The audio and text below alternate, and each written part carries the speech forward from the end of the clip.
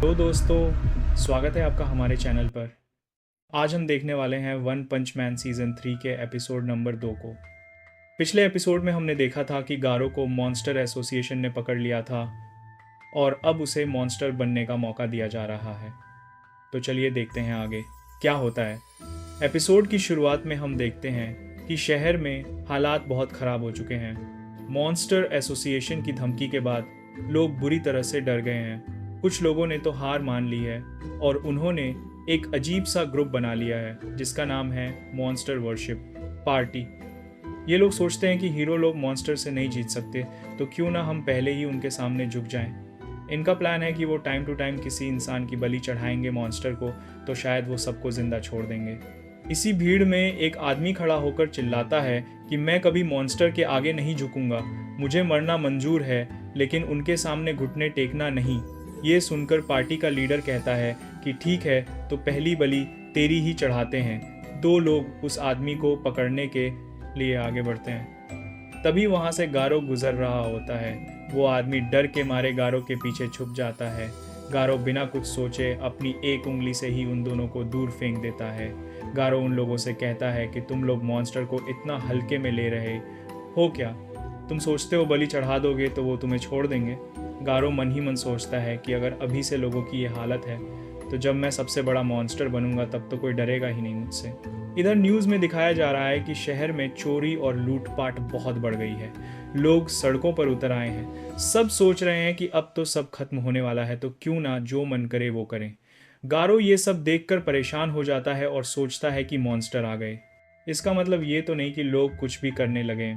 गारो अब एक रेस्टोरेंट की तरफ जा रहा होता है। रास्ते में उसे एक नशे में धुत आदमी दिखता है जो एक बूढ़े को परेशान कर रहा है। लोग उसे रोकने की कोशिश करते हैं लेकिन वो नहीं मानता। वो कहता है कि अब तो सब खत्म होने वाला है, तो मैं क्यों रुकूं। गारो वहां पहुंचता है और उससे कहता है कि रास्ते से हट जा।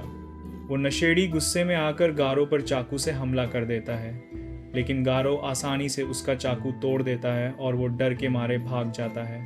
अब गारो रेस्टोरेंट में जाता है और खाना ऑर्डर करता है।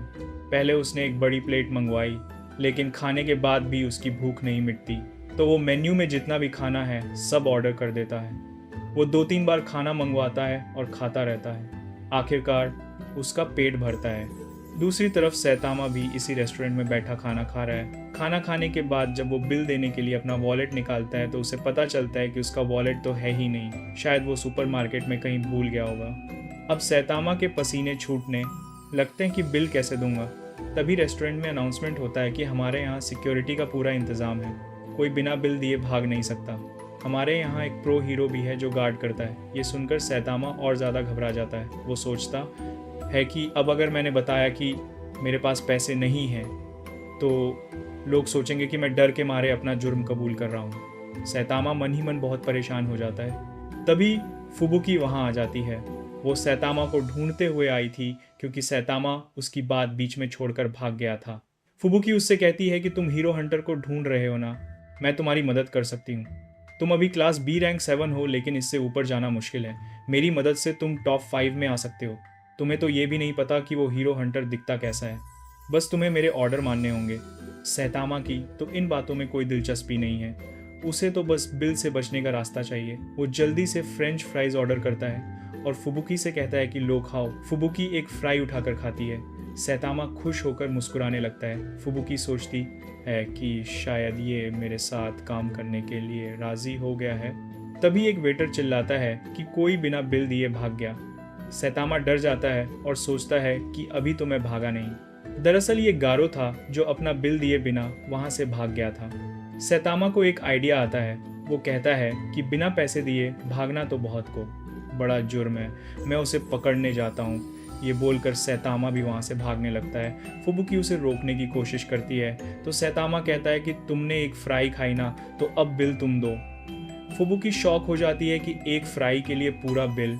सैतामा गायब हो जाता है और फुबुकी वहीं खड़ी रह जाती है।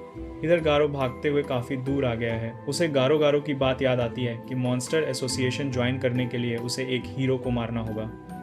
गारो सोचता है कि मॉन्स्टर बनने के लिए हीरो को मारना ज़रूरी है क्या? असली मॉन्स्टर तो वो होता है जिसे देखकर लोग डर जाएं। तभी पार्क में उसे वो छोटा बच्चा टैरियो दिखता है जिसे पिछली बार उसने बचाया था। कुछ बच्चे उसे फिर से परेशान कर रहे हैं और पत्थर मार रहे हैं। गारो जोर से चिल्लाता है और वो सब बच्चे डर के भाग जाते हैं। गारो टैरियो के पास आता है और कहता है कि आज फिर से तुम मिल गए। टैरियो उसे ओल्ड मैन बुलाता है। गारो कहता है कि मुझे बूढ़ा मत बोलो, मैं सिर्फ 18 साल का हूँ। अब शाम होने वाली है तो जल्दी घर चले जाओ वरना मॉन्स्टर बाहर आ जाएंगे। टैरियो रोते हुए माफ़ी मांगता है। वो कहता है कि उस दिन वो भाग गया था लेकिन उसने सब देखा।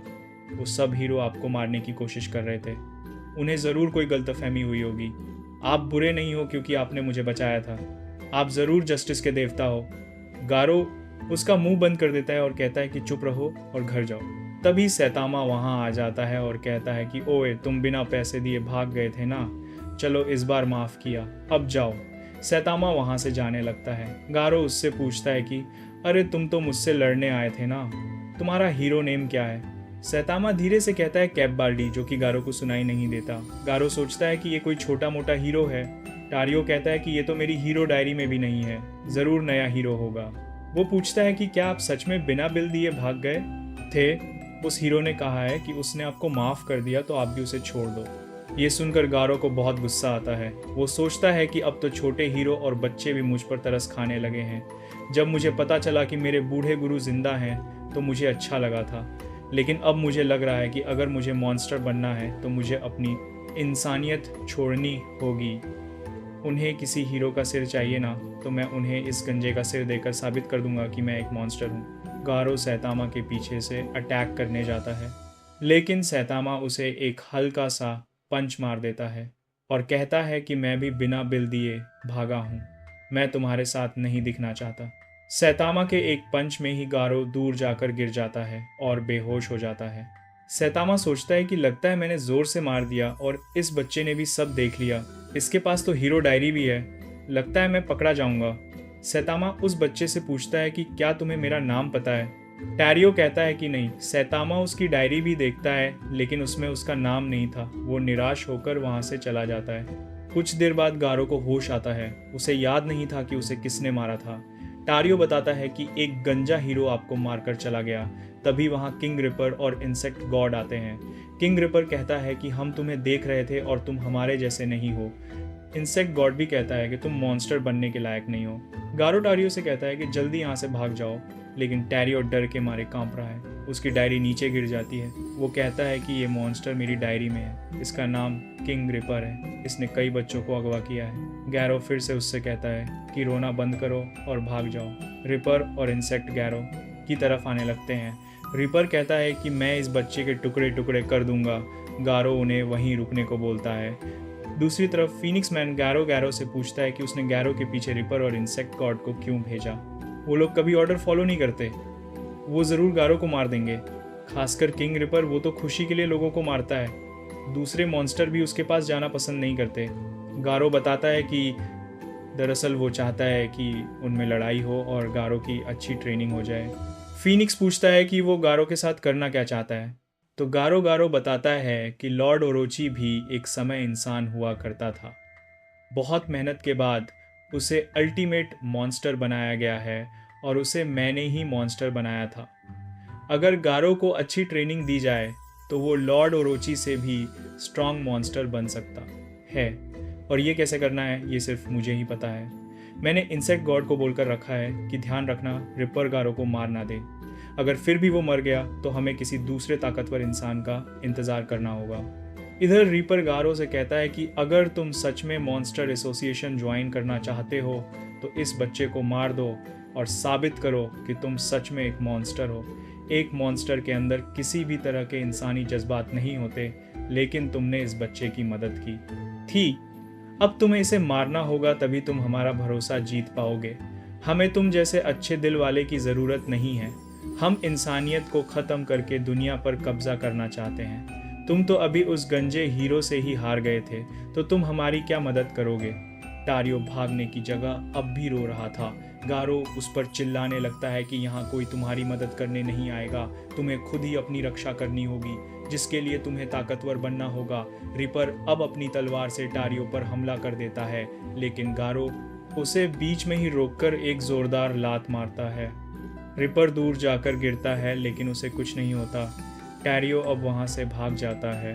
रीपर और इंसेक्ट गॉड गारो से कहते हैं कि अब तुम हमारे दुश्मन हो।